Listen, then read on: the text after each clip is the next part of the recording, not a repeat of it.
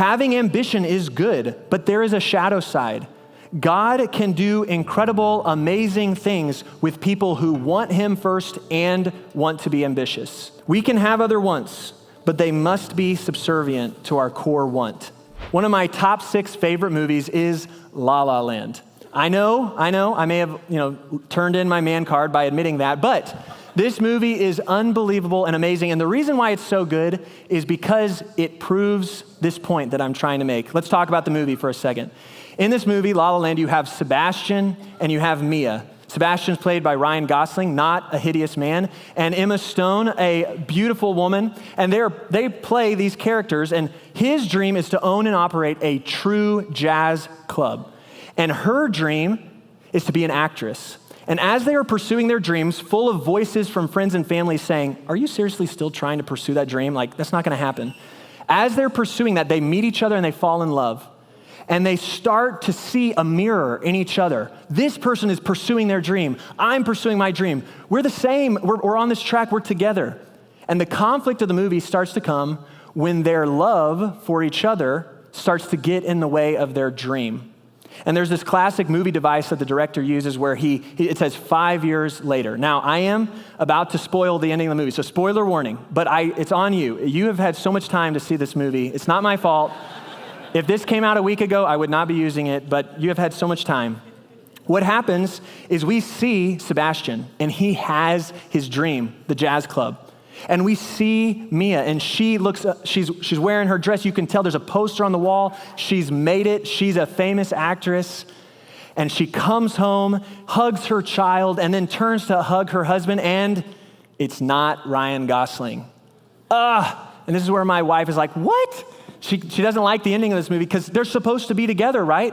They're supposed to end up together. And we see Mia and her husband go on a date, and they have to detour, and they happen to wander into his jazz club, Sebastian's jazz club. They walk in, and you can see it on her face. She's like, oh, this is the place. And they walk in, they sit down, they make eye contact when Sebastian comes out on the stage, and it is tense. It is great acting, a great moment. And you also learn that the husband does not have Facebook because he totally would have reacted differently. He would have been like, oh man, this is the guy. Oh, whoa. This is that guy like 5 years ago. She loved this guy. Whoa. I'm about to have a really awkward, like, hey man, I know who you are. Nice to meet you. But she ended up with me. Anyway, so they're sitting there and Sebastian sees her. He sits down at the piano in his amazing brown suit. And he sits down and he plays the piano. And you see this scene that the director gives us of what would have happened if they had wanted each other most. You see them fall in love, you see them get married and have kids, and this is when my wife is like, this is how the movie should have ended? This looks amazing. But it cuts back to reality, and you see everyone applauds, they get up to walk out, and right as she's about to leave, she turns and looks at Sebastian, and Sebastian turns and looks at Mia, and they make eye contact. And then you see this smile come across their faces. Some people think that this smile communicates, I still love you, but those people are wrong. What this smile communicates is this.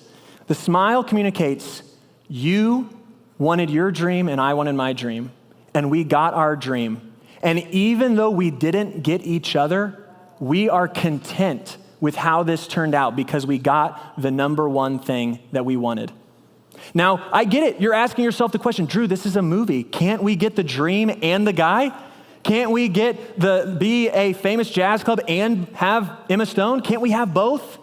And the truth is, yes, throughout life, we see all the time, you can have both dreams, but you only have room in your heart to pursue one core want.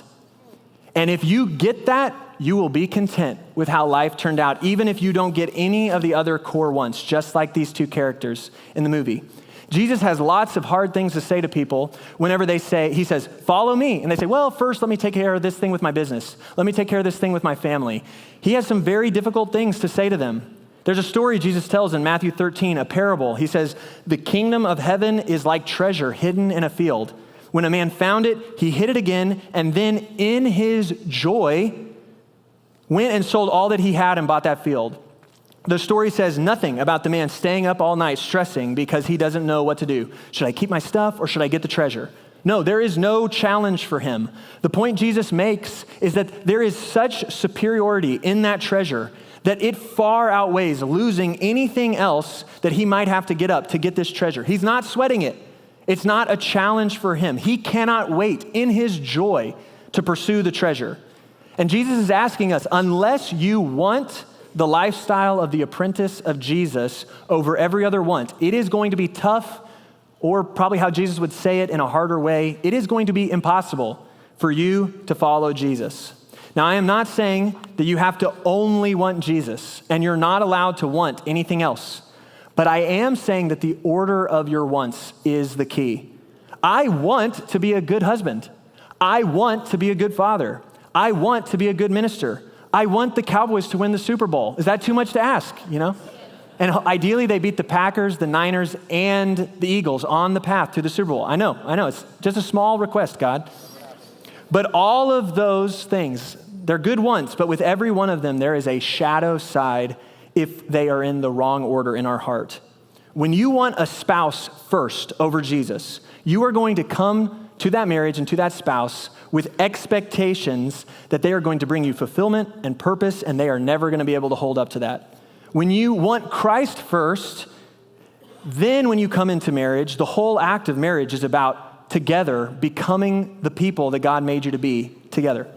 When you want stuff or materialism first, God's going to call you to many things, and you're not going to be able to follow through on what God's calling you to because it's not going to line up with the cost-benefit analysis of your stuff.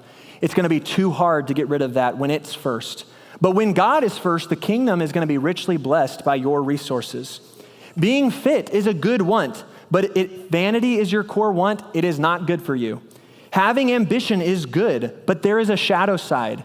God can do incredible, amazing things with people who want him first and want to be ambitious. We can have other wants, but they must be subservient to our core want. I have an illustration that I think really makes this point well. Imagine your heart is a minivan, okay? Let's just say Honda Odyssey 2012, okay? Gray, LX edition, all right? So it's in your heart, and there are seats in your heart and seatbelts in your heart. And you have a lot of wants in those seats, and they can make all the comments that they want.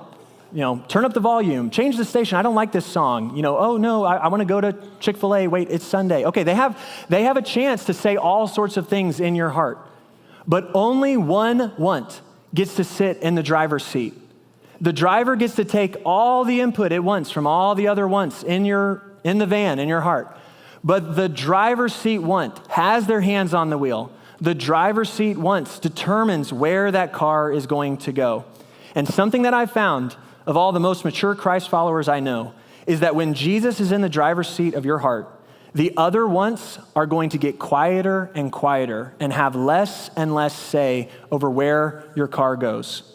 Because when we want Jesus more, we are going to want our other wants less. I'm going to piggyback for a second on Rick's U2 series, U 2.0. And I'm going to say something fairly casually that in my opinion is a very loaded theological statement.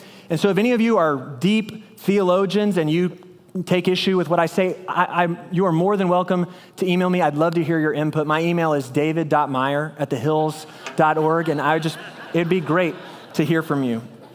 Okay, so here's what it is. You 1.0 in your old life before Christ, you had a selfish, rebellious core want. Some people would say a fallen core want. And no matter how hard you work, no matter how good a person you are, no matter how many Bible studies you do, no matter how many times you watch The Chosen on TV, you are never going to have Jesus in the driver's seat of your heart. But you 2.0, some way, somehow, the mysterious miracle of the Holy Spirit will put Jesus in the driver's seat of your heart. And your 2.0 want, having Jesus in the driver's seat, is not a burden or a bummer. It is a joy. It is a treasure. You will get to experience what people call life to the full. It's when Paul says, I can do all the things through Christ who strengthens me.